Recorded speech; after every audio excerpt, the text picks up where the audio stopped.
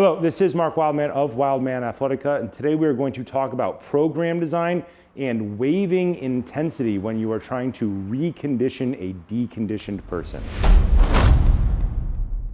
Program design is absolutely everything to ensuring your success. If you are a deconditioned individual, either from work or from injury, then how you get back in shape matters.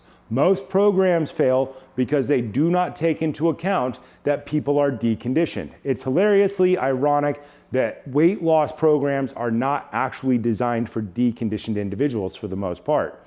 Most weight loss programs involve jumping up and down, running, doing a lot of things that are hard on people who are deconditioned or who are overweight. If you are more than 20 pounds outside of what you would like to be, then think about putting on that as a sandbag on your shoulder or as a weight vest.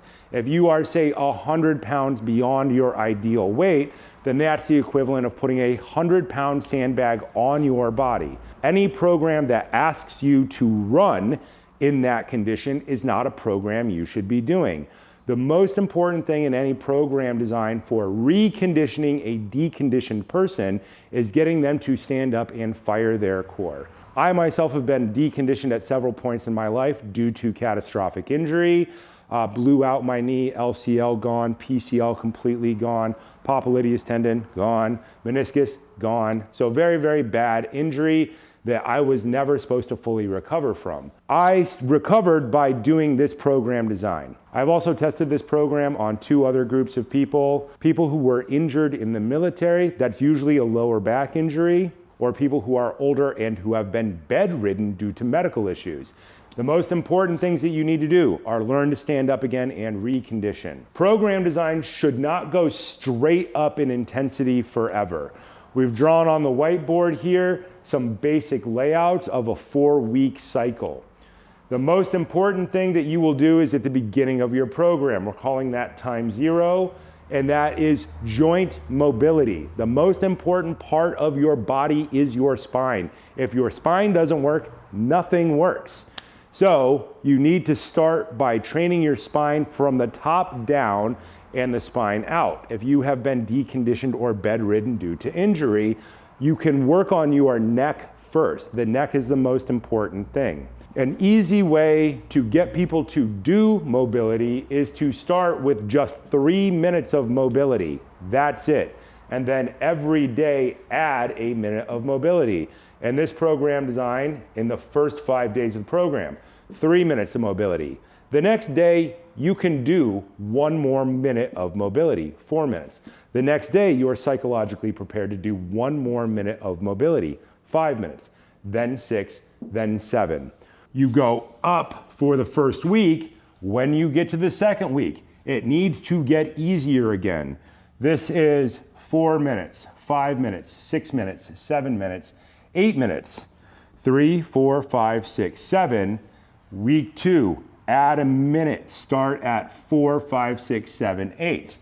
When you would get here, you would have other blocks, and it would start at 5, 6, 7, 8, 9 minutes of mobility.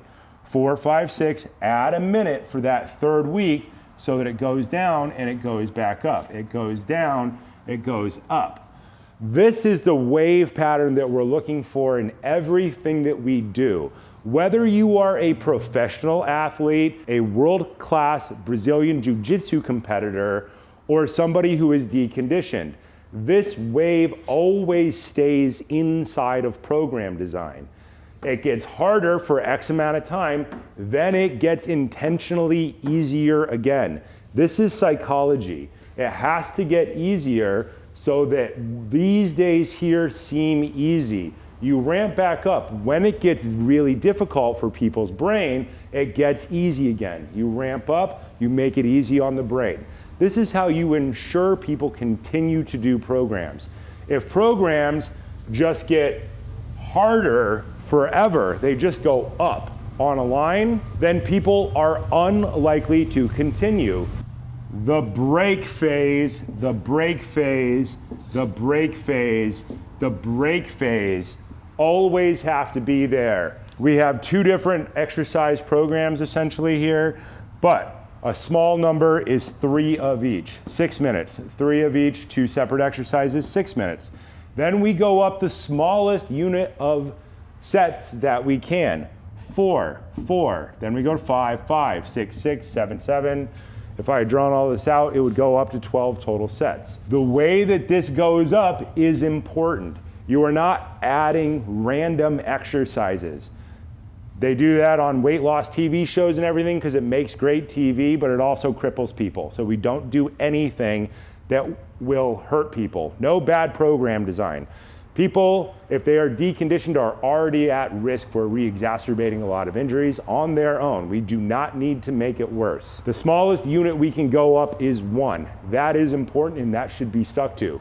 You do not do an extra 10 sets one day. You do not push as hard as possible because that keeps you from doing the next workout the next day because people get so sore that they can't continue. When they can't continue, they learn that they should not continue. They learn to fail. They do not learn to succeed.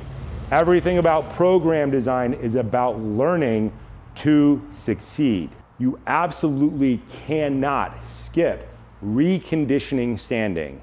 I know because I ran a version of this program for an entire year. I was unable to stand for 6-7 months. My whole body shifted. All the muscles on one side of my spine became stronger because they were holding me up.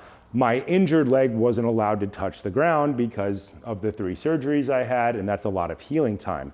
Your body adapts to whatever position you put it in. So if you stand on one leg for 6 to 7 months, you do not go back to just standing up overnight. You do not go back to running overnight.